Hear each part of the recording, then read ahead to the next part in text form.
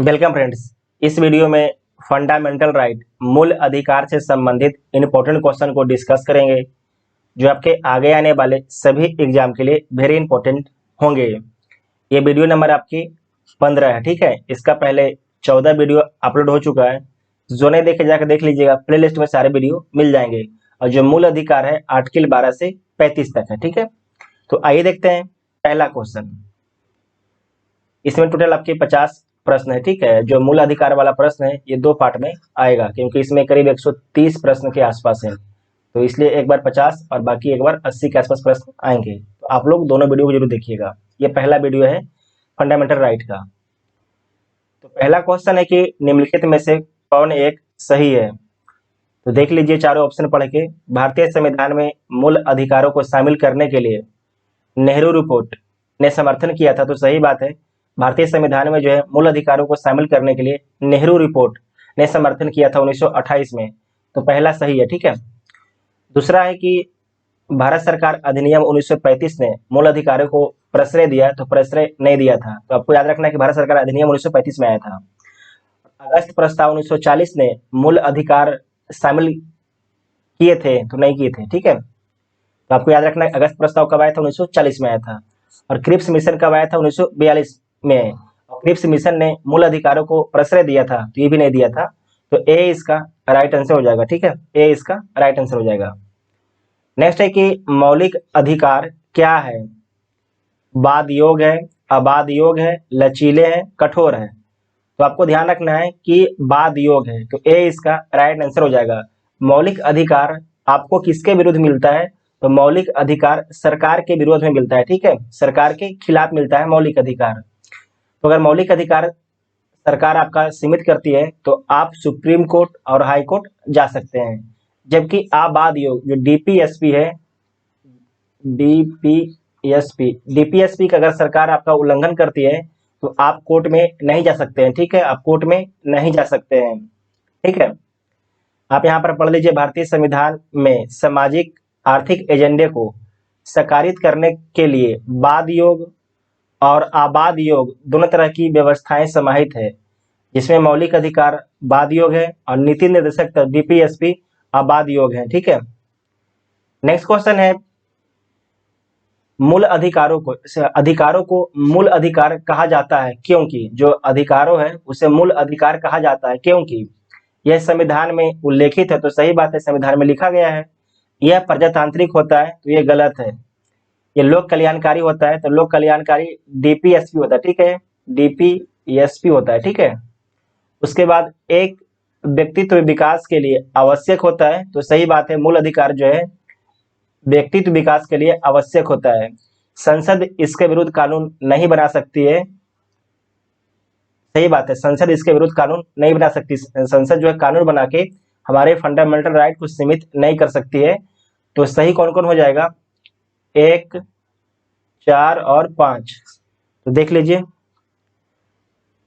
तो सी इसका right answer हो जाएगा, ठीक है। ये छत्तीसगढ़ पीसीएस का पूछा हुआ सवाल है। यहाँ पर लिखा गया है, स्वतंत्रता संघर्ष के दौरान स्वतंत्रता आंदोलन के नेताओं ने अधिकारों के महत्व को समझा था।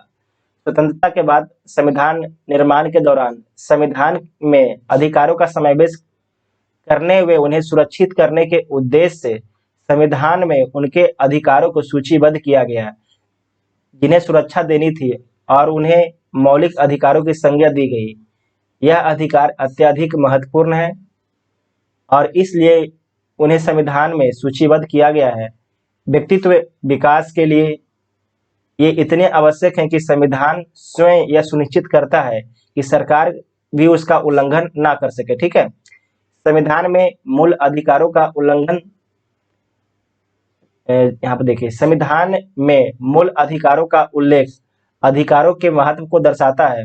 इन अधिकारों के अभाव में व्यक्तियों के व्यक्तित्व का सर्वोत्तम विकास संभव नहीं हो पाता है। संविधान के अनुच्छेद 13 के अंतर्गत यह प्रावधान है कि किसी भी अध्यादेश या अधिनियम के द्वारा अधिकारों को छीन या समाप्त नहीं किया जा सकता है। प्रजातांत्रिक और कल्याणकारी अवधारणा जो है शासन प्रक्रिया से संबंधित है, ना कि अधिकारों से, ठीक है। नेक्स्ट क्वेश्चन है कि मौलिक अधिकार है, मौलिक अधिकार कभी भी निलंबित नहीं किए जा सकते हैं। तो आपको बताए थे कि हमेशा आपको मौलिक अधिकार नहीं दिया जाएगा, कभी कभी आपको मौलिक अधिकार सीमित भी किया जा सकता है कुछ समय के लिए। प्रधानमंत्री के निर्देशों से निलंबित किया जा सकता है, तो गलत बात है, प्रधानमंत्री के नहीं, राष्ट्रपति के। ठीक है, राष्ट्रपति की इच्छा पर निलंबित हो सकते हैं, राष्ट्रपति की इच्छा पर निलंबित हो सकते हैं, सारे नहीं हो सकते, कुछ हो सकते हैं। ठीक, ये भी गलत है। आपातकालीन स्थिति में निलंबित किए जा सकते हैं, ये भी सही बात है। ठीक है, आपातकालीन स्थिति में जो है निलंबित किए जा सकते हैं। तो डी इसका राइट आंसर हो जाएगा। यहाँ पर आप पढ़ लीजिए, मौलिक अधिकार जो है नैसर्गिक एवं अप्रतिदेय अधिकार है, जो राजकृत के विरुद्ध एक गारंटी के रूप में है। इन्हें केवल आपातकालीन स्थिति में ही निलंबित किया जा सकता है। अनुच्छेद 358 एवं 359 में आपात की उद्घोषणा के प्रवर्तन की स्थिति में मूल अधिकारों के निलंबन संबंधी प्रावधानों का वर्णन किया गया है। मौलिक नेक्स्ट क्वेश्चन है कि भारत में मौलिक अधिकारों के संबंध में निम्न वक्तव्यों पर विचार कीजिए। तो विचार कर लीजिए, यह राजकृत के विरुद्ध एक गारंटी देता है, तो सही बात है, यह राजकृत के विरुद्ध एक गारंटी देता है। यह संविधान के भाग 3 में सूचीबद्ध है, तो सूचीबद्ध है। सामाजिक, आर्थिक तथा राजनीतिक न्याय सुनिश्चित करते हैं, तो करते हैं। यह संयुक्त राज्य अमेरिका में अधिकारों के बिल की भांति नहीं है, तो गलत है। तो उसमें से सही उत्तर क्या है? तो 1, 2, 3 आपके सही उत्तर है, तो देख लीजिए, तो सी इसका राइट आंसर हो जाएगा। यहाँ पर आप पढ़ लीजिए, भारत में मौलिक अधिकार राज्य के कृत के विरुद्ध एक गारंटी है। इन्हें संविधान के भाग 3 में शामिल किया गया। यह संयुक्त राज्य अमेरिका के अधिकार बिल की भांति है, वहां पर लिखा गया था बिल की भांति नहीं है, तो गलत था। ठीक है, बिल की भांति है, जहां सामाजिक, आर्थिक तथा राजनीतिक न्याय का प्रश्न है। तो ये संविधान की प्रस्तावना से उद्भूत होते हैं और संविधान के भाग 3 के मौलिक अधिकारों और भाग 4 राज्य के नीति निर्देशक तत्व एक दूसरे के पूरक के रूप में मिलकर इन्हें सुनिश्चित करते हैं। ठीक है, नेक्स्ट क्वेश्चन है कि भारतीय संविधान में किस अनुच्छेद के अंतर्गत नागरिकों को मौलिक अधिकार प्रदान किए गए हैं? तो अनुच्छेद 12 से 35, तो बी इसका राइट आंसर हो जाएगा। देखिए, बीपीएससी का पूछा हुआ सवाल है। नेक्स्ट, कितने प्रकार के मौलिक अधिकार हैं? तो 6 प्रकार के मौलिक अधिकार हैं, लेकिन मूल संविधान में 7 प्रकार के मौलिक अधिकार थे, बाद में संपत्ति के अधिकार को हटा दिया गया। ठीक है, 42वें संविधान संशोधन 1976 के द्वारा। नेक्स्ट क्वेश्चन है कि भारतीय संविधान का कौन सा अनुच्छेद संवैधानिक प्रावधानों को संघीय संसद, राज्य विधान पालिकाओं द्वारा बनाए गए नियमों, कानूनों पर प्राथमिकता प्रदान करता है?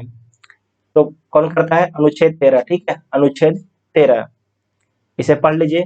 संविधान के अनुच्छेद 13 में यह प्रावधान है कि संघ एवं राज्य कोई ऐसा कानून नहीं बनाएंगे जो भाग 3 में प्रदत्त मौलिक अधिकारों को छीनता या कम करता है। ठीक है, यदि कोई मौलिक अधिकारों के उल्लंघन में बनाया गया तो वह कानून उल्लंघन की मात्रा तक शून्य होगा। जितना तक वो कानून मौलिक अधिकार का उल्लंघन करेगा उतना तक वो कानून शून्य हो जाएगा। ठीक है, अनुच्छेद 32 जो है संवैधानिक उपचारों का अधिकार है, जबकि अनुच्छेद 245 केंद्र एवं राज्य द्वारा बनाई गई विधियों का विस्तार है। अनुच्छेद 326 है लोकसभा एवं विधानसभा के निर्वाचन वयस्क मताधिकार के आधार पर होगा। ये आपको ध्यान रखना है कि अनुच्छेद 326 के तहत जो है लोकसभा एवं विधानसभा का निर्वाचन जो है वयस्क मताधिकार के आधार पर होगा। नेक्स्ट क्वेश्चन है कि भारतीय संविधान के अनुच्छेद 13 का मुख्य उद्देश्य निम्नलिखित में से किसके संदर्भ में संविधान की सर्वोच्चता सुनिश्चित करता है? तो मौलिक अधिकार के। ठीक है, मौलिक अधिकार, तो बी इसका राइट आंसर हो जाएगा, ऊपर हम लोग देख चुके हैं। नेक्स्ट क्वेश्चन है कि भारतीय संविधान में समता का अधिकार 5 अनुच्छेदों द्वारा प्रदान किए गए हैं। तो जो समता का जो अधिकार है ये 5 अनुच्छेदों द्वारा प्रदान किए गए हैं। तो कब से मैंने कहां से कहां तक है? तो आपको ध्यान रखना है, अनुच्छेद 14 से अनुच्छेद 18 तक जो है समता का अधिकार है। ठीक है, समता का अधिकार है, तो सी इसका राइट आंसर हो जाएगा। ये आईएएस, सबसे पहले आईएएस पूछा, उसके बाद यूपी लोअर पूछा, उसके बाद यूपी आरओ पूछा। ठीक है, देख लीजिए क्वेश्चन किस तरीके से पूछा जाता है। तो सी इसका राइट आंसर हो जाएगा। यहाँ पर आप देख लीजिए कि भारतीय संविधान में जो है समता का अधिकार 5 अनुच्छेदों द्वारा अनुच्छेद 14 से 18 के तहत प्रदान किए गए हैं। तो अनुच्छेद 14 में क्या लिखा गया है, देखिए अगर वीडियो आप पूरा देखिएगा तो आपको पूरा अनुच्छेद याद हो जाएगा, ठीक है। ऐसे आप रटते रह जाइएगा, भूल जाइएगा बार बार। अगर एक बार पूरा वीडियो देख लीजिएगा तो बहुत बार रिपीट होगा तो आपको याद हो ही जाएगा, ठीक है। अनुच्छेद 14 में क्या लिखा गया है, विधि के समक्ष समता, विधि के समक्ष समता। और अनुच्छेद 15 में क्या लिखा गया है, धर्म, मूलवंश, जाति, लिंग या जन्म स्थान के आधार पर विभेद या प्रतिषेध रोक लगाता है। किसी भी व्यक्ति के साथ धर्म, मूलवंश, जाति, लिंग या जन्म स्थान के आधार पर भेदभाव नहीं किया जा सकता है। उसके बाद है अनुच्छेद 16, लोक नियोजन के विषयों में अवसर की समानता, सरकारी नौकरी पाने में सभी को समान अवसर उपलब्ध कराया जाएगा। अनुच्छेद 17, अस्पृश्यता का अंत करना, मतलब कि छुआछूत का अंत करना। अनुच्छेद 18, उपाधियों का अंत करना, किसी भी व्यक्ति को बड़े बड़े उपाधि नहीं दी जा सकती है कुछ अपवाद को छोड़कर, ठीक है। नेक्स्ट क्वेश्चन है कि समानता का अधिकार संविधान के निम्न अनुच्छेदों में से किसके अंतर्गत है, मतलब जो समानता का अधिकार है वो किस किस आर्टिकल में है। तो अनुच्छेद 14 में है, 15 में है, 16 में है, 17 में है और 18 में है। तो सी इसका राइट आंसर हो जाएगा। और आपको ध्यान रखना है अनुच्छेद 14 क्या है, ठीक है। यहाँ पर समझिए कि सरकार जो है ए से लेके सी तक कानून बनाती है, ठीक है, बीच में बी भी है। सरकार ने ऐसा कानून बनाया कि आपका जो है उससे फंडामेंटल राइट, मूल अधिकार उल्लंघन हो रहा है।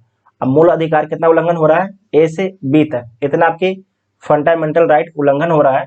तो क्या हो जाएगा कि ए से बी तक जो कानून है शून्य हो जाएगा, क्या हो जाएगा, शून्य हो जाएगा, वो कानून लागू नहीं होगा, ठीक है। बाकी बी से सी तक जो कानून ठीक था, जो आपका फंडामेंटल राइट का उल्लंघन नहीं कर रहा था, वो लागू होगा, ठीक है। जबकि ए से बी तक वाला जो कानून है वो लागू नहीं होगा, वो शून्य घोषित हो जाएगा। ये बात को आपको ध्यान रखना है। नेक्स्ट क्वेश्चन है कि यहाँ पर देख लीजिए, अनुच्छेद 13 मूल अधिकारों से असंगत या उनकी अल्पीकरण करने वाली विधियों के मूल अधिकारों के उल्लंघन की मात्रा तक शून्य होने से संबंधित है। समझ गए होंगे बात को आप। और अनुच्छेद 11 आपका है कि भारतीय संविधान के निम्नलिखित अनुच्छेदों में से कौन विधायन सत्ता पर नियंत्रण लगाता है। तो कौन लगाता है, अनुच्छेद 14 लगाता है, ठीक है, अनुच्छेद 14 लगाता है। तो ए इसका राइट आंसर हो जाएगा। अनुच्छेद 14 क्या कहता है कि विधायन सत्ता पर नियंत्रण लगाता है। अनुच्छेद 14 यह उपबंध कहता है कि किसी व्यक्ति को विधि के समक्ष समता से या विधियों के समान संरक्षण से वंचित नहीं किया जा सकता है। इसका मतलब है कि जो भारत का प्रत्येक व्यक्ति है विधि के समक्ष, कानून के समक्ष समान है, चाहे ना वो गृह मंत्री हो, चाहे कोई एक छोटा किसान हो, ठीक है। प्रत्येक व्यक्ति, चाहे वह नागरिक हो या विदेशी, सब पर यह अधिकार लागू होते हैं। ये आपको ध्यान रखना है कि जो अनुच्छेद 14 है, जो भारत के नागरिक हैं उन पर भी लागू होता है और जो विदेशी व्यक्ति हैं उन पर भी लागू होता है, विदेशी व्यक्ति जो भारत में रह रहे हैं। नेक्स्ट क्वेश्चन है कि निम्नलिखित में से भारत के संविधान का कौन सा अनुच्छेद कानून के समक्ष समानता से संबंधित है। तो अनुच्छेद 14 है, तो सी इसका राइट आंसर हो जाएगा। नेक्स्ट है कि संविधान के किस अनुच्छेद में कानून का समान संरक्षण प्रावधानित है। तो 14 है, ठीक है, अनुच्छेद 14 है, तो सी इसका राइट आंसर हो जाएगा। नेक्स्ट क्वेश्चन है कि विधि का नियम या कानून का अधिराज का मतलब क्या होता है। सभी के लिए एक कानून और सभी के लिए एक न्याय तंत्र। तो ये सही बात है, सभी के लिए एक कानून और सभी के लिए, ये बात को यहाँ पर ध्यान रखना है, सभी के लिए एक कानून और सभी के लिए एक न्याय तंत्र। सभी के लिए एक कानून और सभी के लिए एक राज, ये गलत हो जाएगा। सभी के लिए एक राज, ये भी गलत हो जाएगा। एक के लिए कानून, एक के लिए सभी कानून, तो ये भी गलत हो जाएगा। तो इसका जो राइट आंसर क्या हो जाएगा, सभी के लिए एक कानून और सभी के लिए एक न्याय तंत्र। तो ए इसका राइट आंसर हो जाएगा। आप यहाँ पर पढ़ लीजिए, विधि का नियम या कानून का अधिराज का तात्पर्य है सभी के लिए एक कानून और सभी के लिए एक न्याय तंत्र। विधि का नियम समान अर्थ यह है कि देश के कानून के समक्ष सभी नागरिक समान हैं तथा कोई व्यक्ति कानून से ऊपर नहीं है। साथ ही कानून किसी व्यक्ति के साथ धर्म, जाति या लिंग के आधार पर भेदभाव नहीं कर सकता है। भारतीय संविधान में मौलिक अधिकारों के तहत अनुच्छेद 14 विधि के समक्ष समता एवं विधियों के समान संरक्षण का अधिकार प्रदान किया गया है। नेक्स्ट क्वेश्चन है कि धर्म के आधार पर विभेद या प्रतिषेध भारत के संविधान का अनुच्छेद 15 एक मूल अधिकार है जिसे इसके अधीन वर्गीकृत किया जाएगा। धर्म की स्वतंत्रता का अधिकार, शोषण के विरुद्ध अधिकार, संस्कृति और शैक्षणिक अधिकार, समता का अधिकार। तो डी इसका राइट आंसर हो जाएगा। इस क्वेश्चन को दोबारा पढ़ लीजिए। आइए इसका पूछा हुआ सवाल है कि धर्म आदि के आधार पर विभेद का प्रतिषेध एक मूल अधिकार है जिसके अधीन वर्गीकृत किया जाएगा। समता का अधिकार, ठीक है, आपको पता होना चाहिए कि समता का अधिकार जो है अनुच्छेद 14 से 18 के बीच में है, ठीक है। तो डी इसका राइट आंसर हो जाएगा। देखिए क्वेश्चन पूछने का तरीका हर एग्जाम में अलग अलग होता है, तो आप लोग जितना ज्यादा क्वेश्चन सोल्व कीजिएगा उतना ज्यादा आपको फायदा होगा, ठीक है। नेक्स्ट क्वेश्चन है कि आप यहाँ पर देख भी सकते हैं कि अनुच्छेद 15 के अनुसार जो है धर्म, मूल वंश, जाति, लिंग या जन्म स्थान के आधार पर विभेद का प्रतिषेध या मौलिक अधिकार है जिसे समता के अधिकार के अंतर्गत वर्गीकृत किया गया है अनुच्छेद 14 से अनुच्छेद 18 तक, ठीक है। नेक्स्ट क्वेश्चन है कि मद्रास राज बनाम द्वायराजन, ठीक है, चंपकम द्वायराजन 1951 के मुकदमे में भारतीय सर्वोच्च न्यायालय सुप्रीम कोर्ट के निर्णय के परिणाम स्वरूप निम्नलिखित में से किस मौलिक अधिकार को संशोधित किया गया? तो भेदभाव के विरुद्ध अधिकार को संशोधित किया गया। तो बी इसका राइट आंसर हो जाएगा। मद्रास राज बना चंपकम द्वायराजन 1951 के मुकदमे में सर्वोच्च न्यायालय के निर्णय के परिणाम स्वरूप भेदभाव के विरुद्ध अधिकार अनुच्छेद 15 को संशोधित किया गया। इसमें संविधान पहला संशोधन अधिनियम 1951 की धारा 2 द्वारा अनुच्छेद 15(4) जोड़ा गया और इसके तहत सामाजिक एवं शैक्षणिक दृष्टि से पिछड़े वर्गों की उन्नति के लिए अनुसूचित जातियों और अनुसूचित जनजातियों के लिए राज्य द्वारा जो है विशेष उपबंध कर सकने हेतु प्रावधान किया गया। नेक्स्ट क्वेश्चन है कि संविधान के किस अनुच्छेद के अंतर्गत शिक्षण संस्थाओं में जिसमें गैर सरकारी व गैर अनुदान प्राप्त भी सम्मिलित है पिछड़ों, अनुसूचित जाति, अनुसूचित जनजाति हेतु आरक्षण की सुविधा प्रदान की गई? तो अनुच्छेद 15(5) में। तो बी इसका राइट आंसर हो जाएगा। संविधान के अनुच्छेद 15(5) के अंतर्गत शिक्षण संस्थाओं में जिसमें गैर सरकारी व गैर अनुदान प्राप्त भी सम्मिलित है पिछड़े, अनुसूचित जाति व अनुसूचित जनजाति हेतु आरक्षण की सुविधा प्रदान की गई है। नेक्स्ट है कि संविधान के किन अनुच्छेदों के अनुसार ओबीसी पिछड़ा वर्ग को आरक्षण के लिए प्रावधान किए गए हैं? तो ये किए गए हैं आपके अनुच्छेद 15(4) तथा 16(4) में, ठीक है। अनुच्छेद 15(4) तथा 16(4) में। तो सी इसका राइट आंसर हो जाएगा। भारतीय संविधान के अनुच्छेद 15(4) तथा 16(4) के प्रावधानों के अनुसार ओबीसी पिछड़ा वर्ग के लिए राज्य की सेवाओं में आरक्षण के लिए प्रावधान किए गए 103वें संविधान संशोधन अधिनियम 2019 द्वारा जोड़े गए अनुच्छेद खंडों 15(6) एवं 16(6) के माध्यम से आर्थिक रूप से दुर्बलों के लिए आरक्षण के प्रावधान किए गए हैं। ये बात आपको ध्यान रखना है। आर्टिकल 103। नेक्स्ट है कि भारतीय संविधान के निम्नलिखित अनुच्छेदों में से कौन सा एक लोक नियोजन के विषय में भारत के सभी नागरिकों को अवसर की समानता की प्रतिभूति प्रदान करता है? यह प्रदान करता है आपके अनुच्छेद 16(1) और 16(2). तो बी इसका राइट आंसर हो जाएगा। भारतीय संविधान के अनुच्छेद 16(1) और 16(2) के तहत राज्य के अधीन किसी पद पर नियोजन के विषय में भारत के सभी नागरिकों के लिए अवसर की समानता की प्रतिभूति प्रदान की गई है, ठीक है। नेक्स्ट है कि भारतीय संविधान में जैसा निहित है निम्न में से कौन सा समानता के मौलिक अधिकार में सम्मिलित नहीं है? तो कौन आपके जो है समानता के मौलिक अधिकार में सम्मिलित नहीं है? तो कानूनी समझ समता अनुच्छेद 14, सामाजिक समानता, अवसर की समानता और आर्थिक समानता नहीं है, तो डी इसका राइट आंसर हो जाएगा। कानून का समझ समानता जो है अनुच्छेद 14 के तहत, और सामाजिक समानता अनुच्छेद 15 के तहत, और अवसर की समानता अनुच्छेद 16 के तहत समानता एक मौलिक अधिकार में शामिल किया गया है, जबकि आर्थिक समानता इसमें जो फंडामेंटल राइट में शामिल नहीं है। नेक्स्ट क्वेश्चन है कि कथन और कारण वाला है, तो देख लीजिए। सामाजिक, आर्थिक एवं राजनीतिक क्षेत्रों में समान आधार निर्मित करने के उद्देश्य से राज्य असमान लोगों के लिए विभिन्न व्यवहार कर सकता है, तो सही बात है, ये तो सुप्रीम कोर्ट ने बोल चुका है। उसके बाद आर है कि समान लोगों में विधि समान होगी और समान रूप से प्रशासित की जाएगी, तो सही बात है, तो आर भी आपके सही है। और उसके बाद जो आर है एक ही सही व्याख्या भी कर रहा है, तो इसका राइट आंसर क्या हो जाएगा? डी इसका राइट आंसर हो जाएगा। ठीक है, डी इसका राइट आंसर हो जाएगा। आप यहाँ पर पढ़ भी लीजिए कि राज्य सामाजिक, आर्थिक एवं राजनीतिक क्षेत्रों में समान अधिकार निर्मित करने के उद्देश्य से असमान लोगों अर्थात गरीबों, पिछड़ों, वंचितों आदि के लिए विभिन्न व्यवहार कर सकता है, अर्थात इनको विशेष सुविधा प्रदान कर सकता है। अनुच्छेद 16(4), अनुच्छेद 15(4) के तहत राज्य द्वारा ऐसे प्रावधान किए गए हैं।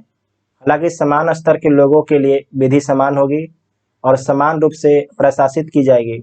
अनुच्छेद 14 के तहत विधि की समझ समता की बात की गई है। इस प्रकार स्पष्ट है कि कथन ए और आर दोनों सत्य है, और तथा ए जो है ए का सही स्पष्टीकरण करता है आर। नेक्स्ट क्वेश्चन है कि निम्नलिखित में से किसने भारतीय न्यायालय को समान कार्य के लिए समान वेतन का मौलिक अधिकार निगमन करने हेतु सक्षम किया है? तो देख लीजिए, संविधान की प्रस्तावना में प्रयुक्त समाजवादी शब्द, ए संविधान के अनुच्छेद 14 के साथ मिलाकर पढ़ना,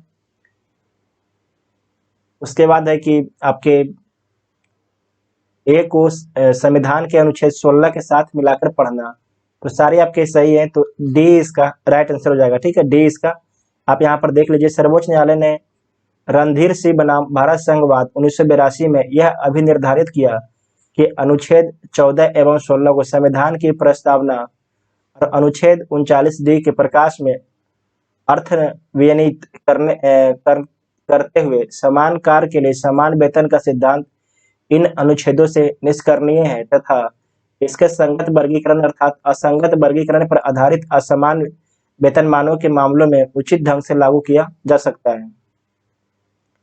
नेक्स्ट क्वेश्चन है कि भारतीय संविधान की प्रस्तावना में प्रयुक्त समाजवाद शब्द को निम्नलिखित किस अनुच्छेद या अनुच्छेदों के साथ मिलाकर पढ़ने से सर्वोच्च न्यायालय को समान कार्य के लिए समान वेतन को मौलिक अधिकार परिभाषित करने की शक्ति प्राप्त हुई? तो आपको ध्यान रखना है अनुच्छेद 16 और अनुच्छेद 14 को। ठीक है, अनुच्छेद 16 और अनुच्छेद 14 को, तो डी इसका राइट आंसर हो जाएगा, यहाँ पर देख सकते हैं।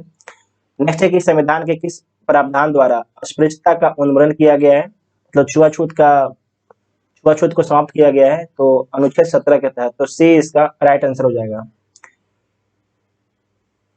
यहाँ पर आप पढ़ सकते हैं इसको। नेक्स्ट है कि भारतीय संविधान का कौन सा अनुच्छेद अस्पृश्यता का उन्मूलन करता है और किसी भी रूप में इसके आचरण का निषेध करता है? तो अनुच्छेद 17 हो जाएगा। भारतीय संविधान के निम्नलिखित में से किस अनुच्छेद के द्वारा अस्पृश्यता की समाप्ति की व्यवस्था की गई है? तो 17 के द्वारा। नेक्स्ट है कि भारतीय संविधान के अनुच्छेद 17 का संबंध है तो अस्पृश्यता उन्मूलन से, तो सी इसका राइट आंसर हो जाएगा। भारतीय संविधान का छुआछूत उन्मूलन से संबंधित है, तो छुआछूत से तो आपके हो जाएगा बी। ठीक है, अनुच्छेद 17। नेक्स्ट है कि अनुसूचित जाति तथा अनुसूचित जनजाति को किस अनुच्छेद के अंतर्गत मौलिक सामाजिक, आर्थिक, राजनीतिक, सांस्कृतिक अधिकार दिया गया है? तो अनुच्छेद 17 के तहत। ठीक है, इस क्वेश्चन को दोबारा पढ़िए, वेरी इंपॉर्टेंट क्वेश्चन है कि अनुसूचित जाति तथा अनुसूचित जनजाति को किस अनुच्छेद के अंतर्गत मौलिक सामाजिक, आर्थिक, राजनीतिक तथा सांस्कृतिक अधिकार दिए गए हैं। तो अनुच्छेद 17 के तहत तो डी इसका राइट आंसर हो जाएगा। इसे पढ़ लीजिए। भारतीय संविधान के भाग 3 में वर्णित मौलिक अधिकारों के तहत अनुच्छेद 17 के अंतर्गत अस्पृश्यता का अंत और उसका किसी भी रूप में आचरण निषिद्ध घोषित किया गया है। साथ ही अस्पृश्यता से उपजी किसी निर्योग्यता को लागू करना विधि के अनुसार दंडनीय अपराध माना गया है। अनुच्छेद 17 समता के मौलिक अधिकार से संबंधित है। अस्पृश्यता के निषेध से अछूत समझे जाने वाले व्यक्तियों, विशेषकर अनुसूचित जाति व अनुसूचित जनजाति को एक मौलिक सामाजिक, आर्थिक, राजनीतिक तथा सांस्कृतिक अधिकार दिया गया है। ये आईएएस का पूछा हुआ सवाल है, 2020 में पूछा है। निम्नलिखित मूल अधिकारों के किस संवर्ग में अस्पृश्यता के रूप में किए गए विभेदन के विरुद्ध संरक्षण समाविष्ट किया गया है? देखिए, क्वेश्चन किसी तरीके से आपसे घुमा के पूछा जा सकता है। आपसे पूछा गया है कि मूल अधिकारों के किस संवर्ग में अस्पृश्यता के रूप में किए गए विभेदन के विरुद्ध संरक्षण समाविष्ट है? तो जो आपके अस्पृश्यता है वो समानता के अधिकार में दिया गया है, अनुच्छेद 14 से 18 के बीच में। तो जो अस्पृश्यता है वो आर्टिकल 17 में है। तो डी इसका राइट आंसर हो जाएगा। शोषण के विरुद्ध अधिकार नहीं, स्वतंत्रता का अधिकार ये भी नहीं, संवैधानिक उपचारों का अधिकार ये भी नहीं। ठीक है। नेक्स्ट क्वेश्चन है कि भारत में अस्पृश्यता का निवारण निम्न में से किस उपायों द्वारा किया जा सकता है? तो कानून बनाकर किया जा सकता है, शिक्षा की उन्नति द्वारा किया जा सकता है, उसके बाद जनगणना के द्वारा किया जा सकता है, नौकरियों में प्रवेश दिलाकर जो है किया जा सकता है। तो ये आपकी गलत हो जाएगा। ठीक है, नौकरियों में प्रवेश दिलाकर जो है आप छुआछूत को समाप्त नहीं कर सकते हैं। तो ए इसका राइट आंसर हो जाएगा। कानून बना कर सकते हैं, शिक्षा की उन्नति द्वारा कर सकते हैं और जन जागरण के द्वारा कर सकते हैं। आप यहाँ पर पढ़ लीजिए कि भारत में अस्पृश्यता निवारण कानून बनाकर, शिक्षा की उन्नति द्वारा, जन जागरण द्वारा किया जा सकता है। संविधान के अनुच्छेद 17 अस्पृश्यता के अंत का प्रावधान करता है। संसद ने सिविल अधिकार संरक्षण अधिनियम 1955 के द्वारा अस्पृश्यता को दंडनीय अपराध घोषित किया है। नेक्स्ट क्वेश्चन है आपका कथन और कारण वाला क्वेश्चन है, तो इसे आप लोग पढ़ लीजिए और देखिए। पहला में लिखा गया है ए में कि अस्पृश्यता जो है संरचनात्मक हिंसा का सबसे खराब स्वरूप है। जो अस्पृश्यता है वो आपके संरचनात्मक हिंसा का सबसे खराब स्वरूप है। तो सही बात है, सबसे खराब स्वरूप है, तो ये तो आपको सही हो जाएगा। उसके बाद है अस्पृश्यता के चलन का आधार धार्मिक स्वीकृति है। अस्पृश्यता के चलन का आधार जो है धार्मिक स्वीकृति है। ये भी बात आपकी सही है। ठीक है, दोनों तो सही है। उसके बाद तो देख लीजिए, दोनों सही है और अस्पृश्यता के चलन का आधार धार्मिक है। तो जो आर जो है एक ही सही व्याख्या भी आपके कर रहा है। तो इसका राइट आंसर क्या हो जाएगा? ए इसका राइट आंसर हो जाएगा। ठीक है, ए इसका राइट आंसर हो जाएगा। आप यहाँ पर पढ़ भी लीजिए कि संरचनात्मक हिंसा के से तात्पर्य ऐसे सुनियोजित तरीके से है जिसके जरिए सामाजिक ढांचा किसी समाज में व्यक्तियों को हानि पहुंचाता है और इन्हें अवसरों से वंचित करता है। संरचनात्मक हिंसा आमतौर पर जोहान गाल्टुंग के अनुसार वर्णित एक शब्द है जिन्हें उन्होंने हिंसा शांति अनुसंधान 1969 नामक एक लेख में प्रस्तुत किया। संरचनात्मक हिंसा के कुछ उदाहरण इस प्रकार हैं, तो देख लीजिए। प्रजातिवाद, नस्लवाद, कामुकता, वर्गीकरण, अस्पृश्यता।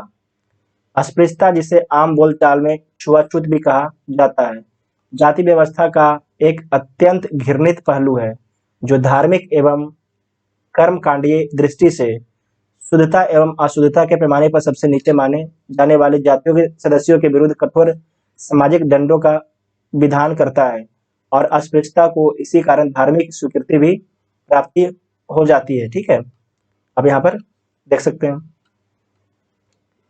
नेक्स्ट है कि भारतीय संविधान के निम्नलिखित अनुच्छेदों में से कौन जो आपके हैं कौन विभिन्न वर्ग में आता है, कौन जो आपके विभिन्न वर्ग में आता है? तो देख लीजिए, आपके अनुच्छेद 19, ठीक है, अनुच्छेद 19 भिन्न वर्ग में आता है, क्योंकि अनुच्छेद 14, 16 और 15 ये सब समानता का अधिकार है, जबकि 19 जो है स्वतंत्रता का अधिकार है। तो इसे आप पढ़ लीजिए नीचे क्या लिखा गया है। दिए गए अनुच्छेद में अनुच्छेद 19 अंश से भिन्न वर्ग में आता है। यह स्वतंत्रता के अधिकार का वर्णन करता है, जबकि अन्य तीनों अनुच्छेद 14, 15, 16 समानता के अधिकार का वर्णन करते हैं। एक अन्य दृष्टि से देखें तो अनुच्छेद 15, 16, 19 केवल नागरिकों के लिए है, जबकि अनुच्छेद 14 सभी के लिए उपलब्ध है। इसका जो आपको इच्छा करेगा आंसर अपना लगा लीजिएगा, इसे पढ़ लीजिएगा और इसे पढ़ने के बाद आप समझ लीजिएगा। ऐसे मेरे हिसाब से इसका जो आंसर होना चाहिए ये डी होना चाहिए। नेक्स्ट है कि भारतीय संविधान में स्वतंत्रता का अधिकार 4 अनुच्छेदों द्वारा प्रदान किए गए हैं। भारतीय संविधान में जो है स्वतंत्रता का अधिकार 4 अनुच्छेदों द्वारा प्रदान किए गए हैं। तो देख लीजिए, अनुच्छेद 19 से अनुच्छेद 22 तक प्रदान किए गए हैं स्वतंत्रता का अधिकार। तो ए इसका राइट आंसर हो जाएगा। आप यहाँ पर देख लीजिए कि भारतीय संविधान के भाग 3 के तहत जो है अनुच्छेद 19 से 22 तक स्वतंत्रता का अधिकार प्रदान किया गया है। अनुच्छेद 19 में भाषण एवं अभिव्यक्ति की स्वतंत्रता समेत 6 प्रकार की स्वतंत्रताएं प्रदान की गई है। अनुच्छेद 20 में अपराधों के लिए दोष सिद्धि के संबंध में संरक्षण। अनुच्छेद 21 में प्राण एवं दैहिक स्वतंत्रता का संरक्षण। अनुच्छेद 21 का के अंतर्गत शिक्षा का अधिकार। अनुच्छेद 22 के अंतर्गत कुछ दशाओं में गिरफ्तारी और निरोध से संरक्षण प्रदान किया गया है। ठीक है, नेक्स्ट क्वेश्चन है कि भारतीय संविधान के किस अनुच्छेद में भाषण एवं अभिव्यक्ति की स्वतंत्रता के मूल अधिकार का प्रावधान है? तो अनुच्छेद 19 में। ठीक है, भाषण एवं अभिव्यक्ति की स्वतंत्रता के अधिकार अनुच्छेद 19 के तहत। तो बी इसका राइट आंसर हो जाएगा, ऊपर आप देख चुके हैं। और नेक्स्ट क्वेश्चन है कि भारत के संविधान का निम्नलिखित में से कौन सा अनुच्छेद प्रेस की स्वतंत्रता से संबंधित है? तो प्रेस की स्वतंत्रता से संबंधित है अनुच्छेद 19। तो ए इसका राइट आंसर हो जाएगा। आप यहाँ पर पढ़ लीजिए कि संविधान में प्रत्यक्ष रूप से प्रेस की स्वतंत्रता का उल्लेख नहीं है, किंतु अनुच्छेद 1 के अंतर्गत वर्णित वाक स्वतंत्रता और अभिव्यक्ति स्वतंत्रता के अधिकारों में न्यायालय द्वारा इसको निहित माना गया है। भारतीय संविधान का कौन सा अनुच्छेद प्रेस की स्वतंत्रता को आश्वासित करता है? तो अनुच्छेद 19। तो बी इसका राइट आंसर हो जाएगा। भारत का संविधान स्पष्ट प्रेस की आजादी की व्याख्या नहीं करता है, किंतु आजादी अंतर्निहित है अनुच्छेद 19(1)(a) में। तो ए इसका राइट आंसर हो जाएगा। नेक्स्ट है कि भारत में समाचारों का स्वतंत्र संविधान के अनुच्छेद 1 में विशेष रूप से प्रावधानित है। तो सही बात है। तो देखिए इसका राइट आंसर ए हो जाएगा, बाकी सब गलत हो जाएगा। ये आईएएस का पूछा हुआ सवाल था। नेक्स्ट क्वेश्चन है कि उच्चतम न्यायालय की व्यवस्था अनुसार निजी भवनों के ऊपर राष्ट्रीय झंडे को फहराया खाली स्थान के तहत हर नागरिक का मौलिक अधिकार है। तो संविधान का अनुच्छेद 19(1)(a) के तहत। ठीक है, तो बी इसका राइट आंसर हो जाएगा। इस क्वेश्चन को ध्यान से पढ़ लीजिए कि उच्चतम न्यायालय की व्यवस्था अनुसार निजी भवनों के ऊपर, ठीक है, आप अपने घर के ऊपर भी राष्ट्रीय झंडे को फहराना खाली स्थान के तहत एक नागरिक का अधिकार है, एक नागरिक का अधिकार है। संविधान के अनुच्छेद 19(1)(a) के तहत जो है हर नागरिक का अधिकार है। तो बी इसका राइट आंसर हो जाएगा। नवीन जिंदल बना भारत संघ बाद में दी गई उच्चतम न्यायालय की व्यवस्था के अनुसार निजी भवनों के ऊपर राष्ट्रीय झंडे को फहराना अभिव्यक्ति का प्रतीक है, जो संविधान के अनुच्छेद 19(1)(a) के तहत जो है हर नागरिक को मौलिक अधिकार प्रदान है। नेक्स्ट है कि स्वतंत्रता के अधिकार के भाग के रूप में निम्नलिखित में से कौन सा बिना हथियारों के शांतिपूर्वक ढंग से इकट्ठा होने की स्वतंत्रता के अंतर्गत नहीं आता है? ठीक है, तो घेराव जो अपना कर्तव्य नहीं निभाते हैं, घेराव अफसर जो अपना कर्तव्य नहीं निभाते हैं, शांतिपूर्वक इकट्ठा होना, एकत्रित जनता जिनको हथियार नहीं रखना चाहिए, इस अधिकार के अभ्यास पर राज्य कानून बनाकर तर्कपूर्ण प्रतिबंध लगा सकता है। तो आपको ध्यान रखना है कि घेराव अफसर जो अपना कर्तव्य नहीं निभाते हैं उनको आप बिना हथियार के बिना हथियार के शांतिपूर्वक ढंग से उनका घेराव कर सकते हैं।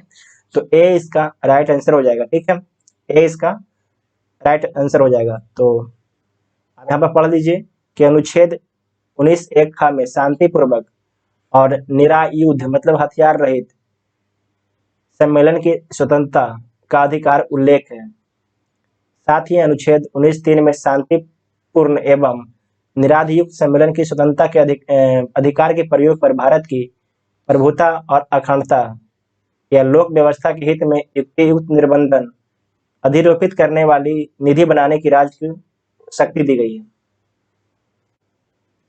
नेक्स्ट क्वेश्चन है कि निम्नलिखित में से किस आधार के कारण नागरिक के विचार अभिव्यक्ति की स्वतंत्रता पर प्रतिबंध नहीं लगाया जा सकता है। भारत की संप्रभुता का अगर हनन करता तो लगाया जा सकता है, लोक व्यवस्था बिगाड़ता तो लगाया जा सकता है, न्यायपालिका का अपमान करता तो लगाया जा सकता है, जबकि अवांछनीय आलोचना अगर आलोचना ऐसा कर रहा है जिससे कि किसी दिक्कत नहीं है तो नहीं लगा सकते हैं। तो डी इसका राइट आंसर हो जाएगा।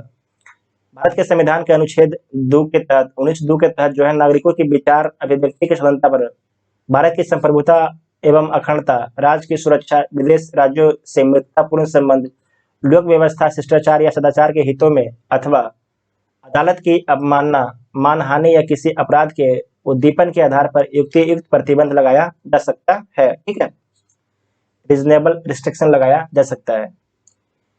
नेक्स्ट क्वेश्चन है कि भारतीय गणराज्य के संविधान का कौन सा अनुच्छेद व्यक्ति की प्राण एवं दैहिक स्वतंत्रता के संरक्षण से संबंधित है? तो अनुच्छेद 21 है। ठीक है, अनुच्छेद 21 है।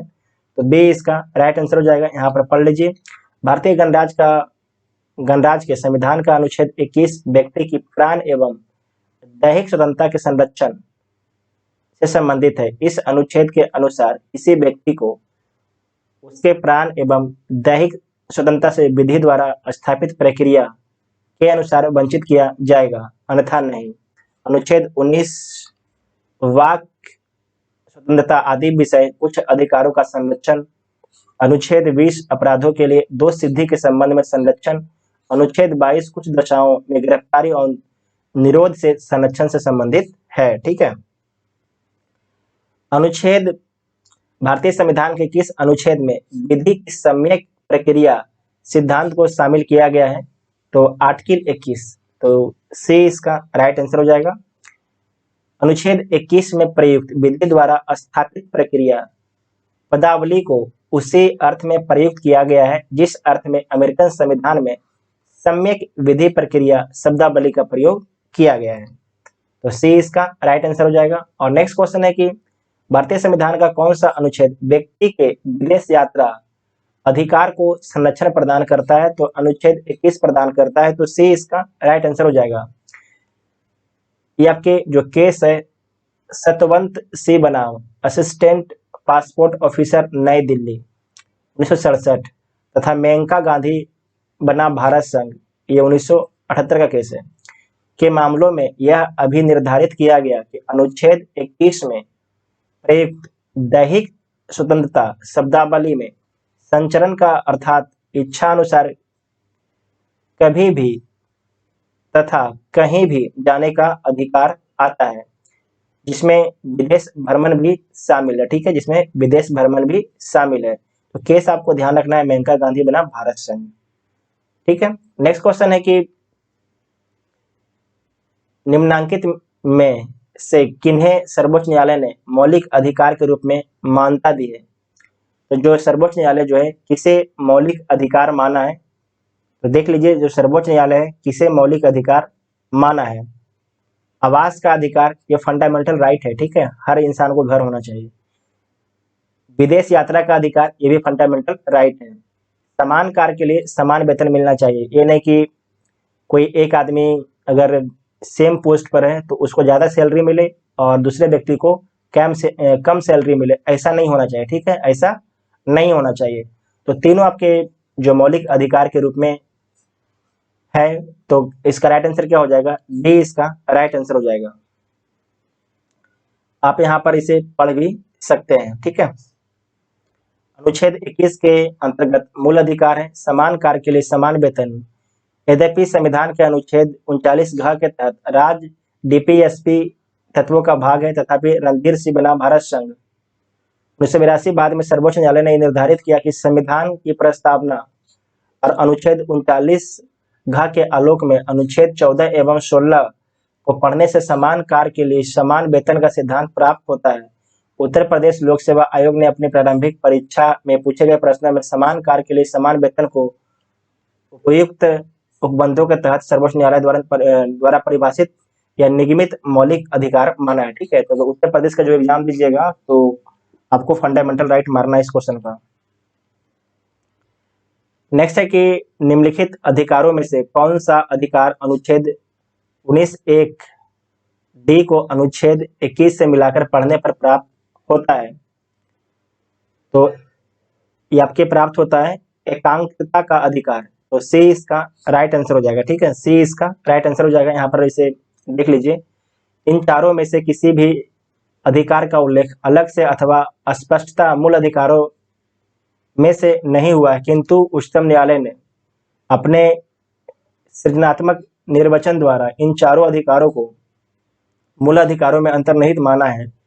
विशेषकर अनुच्छेद 21 के प्राण और दैहिक स्वतंत्रता के संरक्षण, protection of life and personal liberty के अधिकार के अंदर इन चारों अधिकारों को भी विभिन्न निर्णयों के द्वारा शामिल किया गया है। निर्णय यहाँ पर पढ़ लीजिए। गोविंद बनाम मध्य प्रदेश राज्य 1975 तथा मलक सिंह एवं अन बनाम पंजाब एवं हरियाणा बाद 1980 आदि में सर्वोच्च न्यायालय द्वारा यह अभी निर्धारित किया गया कि संविधान के अनुच्छेद 19(1) डी भारत के राज्य क्षेत्र में सर्वत्र अबाध संचरण का अधिकार को अनुच्छेद 21 जीवन का अधिकार से मिलाकर पढ़ने पर जो है एकांतता का या निजता का अधिकार, राइट टू प्राइवेसी, प्राप्त होता है। उल्लेखनीय है कि जस्टिस के.एस. पुट्टास्वामी बना भारत संघवाद आधार मामले में, जो आधार कार्ड आपका है, में भी अगस्त 2017 में सर्वोच्च न्यायालय की 19 सदस्यीय संविधान पीठ ने निजता के अधिकार, राइट टू प्राइवेसी को संविधान के अनुच्छेद 21 में अंतर्निहित तथा संविधान के भाग 3 द्वारा गारंटीकृत स्वतंत्रताओं का भाग मानते हुए इसे स्पष्ट संवैधानिक संरक्षण प्रदान किया है। उच्चतम न्यायालय ने विकल्पों में दिए गए उपयुक्त 4 अधिकारों के अतिरिक्त अन्य अधिकारों को भी अपने विभिन्न निर्णयों में अनुच्छेद 21 के अंतर्गत माना है। इसमें कुछ प्रमुख हैं, तो देख लीजिए कौन कौन आपके अनुच्छेद 21 के अंतर्गत आपके आता है, जो सुप्रीम कोर्ट अपने निर्णय के द्वारा बताया है। तो अच्छे पर्यावरण का अधिकार होना चाहिए, सभी को है कि अच्छा पर्यावरण होना चाहिए, ये सभी का अधिकार है। शीघ्र विचरण का अधिकार, मतलब कहीं जाने का भी अधिकार होना चाहिए। विधिक सहायता का अधिकार होना चाहिए, ये नहीं कि किसी का पैसा नहीं तो उसको विधिक सहायता उपलब्ध नहीं कराइए, ये उसका फंडामेंटल राइट है। एकांत कारावास के विरुद्ध अधिकार, ये नहीं कि किसी को जेल में जो है एक बड़ा शोरूम में अकेले ही बंद कर दिया, ऐसा ये फंडामेंटल राइट का उल्लंघन हो जाएगा। पैर में डंडा बेड़ी डालने के विरुद्ध अधिकार, कोई कैदी कोई अगर अपराधी है तो जब उसको कोर्ट में प्रस्तुत किया जाता है तो ये नहीं कि उसके पैर में आप हथकड़ी लगा दें, डंडा बांध दे, रस्सी बांध दे, ये आपके फंडामेंटल राइट का उल्लंघन है। फांसी में विलंब के विरुद्ध अधिकार, ये भी एक तरीके से फंडामेंटल राइट का उल्लंघन। अगर मान लीजिए किसी को फांसी का फैसला सुना दिया है और उसको बेचारा को लग रहा है कि मेरा फांसी कल पड़ेगा, परसों पड़ेगा, कोई उसको डेट ही नहीं है, तो एक तरीके से उसको आप मानसिक रूप से उत्पीड़ित कर रहे हैं। अभी रक्षा में हिंसा के विरुद्ध अधिकार, पीने योग्य शुद्ध जल का अधिकार, अच्छी सड़कों का अधिकार, प्रतिष्ठा का अधिकार, एक चिकित्सक द्वारा घायल को चिकित्सीय सहायता, कार्यस्थल पर महिलाओं के लैंगिक उत्पीड़न के विरुद्ध अधिकार, ये सब आपके फंडामेंटल राइट है। ठीक, नेक्स्ट क्वेश्चन है कि निजता के अधिकार को जीवन एवं अभिव्यक्ति की स्वतंत्रता के अधिकार के अंतर्भूत भाग के रूप में संरक्षित किया गया है। निजता के अधिकार आपको ध्यान रखना है। भारत के संविधान में निम्नलिखित में से किससे उपयुक्त कथन सही एवं समुचित ढंग से अर्थित होता है? तो जो निजता का अधिकार आपके अनुच्छेद 21 और भाग 3 में गारंटी दी गई है, तो सी इसका राइट आंसर हो जाएगा। आईएएस का पूछा हुआ 2018 में पूछा गया आईएएस का। ठीक है, उपयुक्त दिए गए कथन अनुच्छेद 21 एवं भाग 3 में गारंटी की गई है कि स्वतंत्रताओं के अंतर्गत सही एवं समुचित ढंग से अर्थित होता है। 24 अगस्त 2017 को सर्वोच्च न्यायालय की 9 सदस्यीय संविधान पीठ ने निजता के अधिकार को मौलिक अधिकार का दर्जा प्रदान किया तथा यह कहा कि निजता का अधिकार जीवन एवं अभिव्यक्ति की स्वतंत्रता के अधिकार के अंतर्भूत भाग के रूप में संरक्षित है। ये आईएएस का पूछा हुआ सवाल था और ये भी आपके आईएएस का पूछा हुआ है। सवाल 2019 में पूछा है कि भारत के संविधान का कौन सा अनुच्छेद अपनी पसंद के व्यक्ति से विवाह करने के लिए किसी व्यक्ति के अधिकार को संरक्षण देता है? तो अनुच्छेद 21। आपको बता दें कि जो भी आईएएस और पीसीएस का एग्जाम देते हैं उनके लिए फंडामेंटल राइट इंपॉर्टेंट है, खासकर आर्टिकल 19 और आर्टिकल 21। यहाँ से क्वेश्चन आपसे पूछा जाएगा। तो आप दोनों जो है, जो आप लोग हैं, इस 19 और 21 आर्टिकल को बढ़िया से करके जाइएगा, ठीक है। 27 मार्च 2018 को गैर सरकारी संगठन शक्ति वाहिनी बनाम भारत संघवाद में सुप्रीम कोर्ट ने जीवन साथी चुनने के अधिकार को मूल अधिकार मानते हुए इसे अनुच्छेद 21 में अंतर्निहित किया। आप लोग अपना सोना बाबू को आराम से चुन सकते हैं, कोई दिक्कत नहीं है, ठीक है।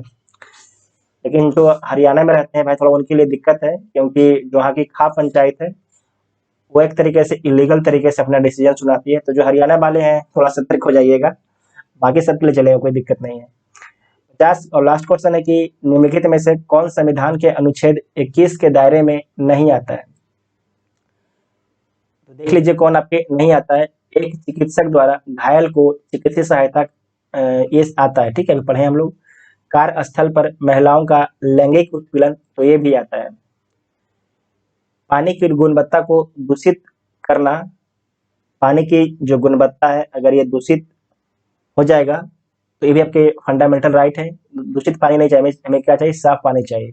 मृत्युदंड, ये आपके नहीं आता है अनुच्छेद 21 के तहत, ठीक है। तो डी इसका राइट आंसर हो जाएगा। इसे आप यहाँ पर पढ़ लीजिए। जगमोहन सिंह बनाम स्टेट ऑफ उत्तर प्रदेश मामले में सर्वोच्च न्यायालय की 5 सदस्यीय पीठ ने मृत्युदंड को अनुच्छेद 21 का उल्लंघनकारी मानने से इनकार कर दिया। अतः स्पष्ट है कि मृत्युदंड अनुच्छेद 21 के दायरे में नहीं आता है, ठीक है। उसके बाद है कि लास्ट क्वेश्चन ये है, ठीक है, 51 वाला लास्ट क्वेश्चन है कि निम्न में से कौन सा एक अधिकार राष्ट्रीय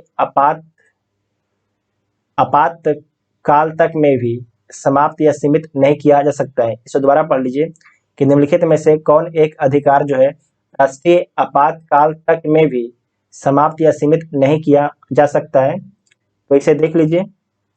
देश के किसी भाग में निवास तथा बसने की स्वतंत्रता का अधिकार, व्यक्तिगत स्वतंत्रता तथा जीवन का अधिकार, भारत के संपूर्ण क्षेत्र में अबाध भ्रमण की स्वतंत्रता का अधिकार, वृत्ति या उपजीविका की स्वतंत्रता का अधिकार। तो देखिए व्यक्तिगत स्वतंत्रता तथा जीवन का अधिकार ये नहीं आएगा, तो बी इसका राइट आंसर हो जाएगा। आप यहाँ पर इसका सॉल्यूशन पढ़ लीजिए कि 44वें संविधान संशोधन 1978 के द्वारा अनुच्छेद 21 में प्रदत्त प्राण एवं दैहिक स्वतंत्रता का मौलिक अधिकार, जीवन का अधिकार, राष्ट्रीय आपात की स्थिति में भी सीमित या समाप्त नहीं किया जा सकता है।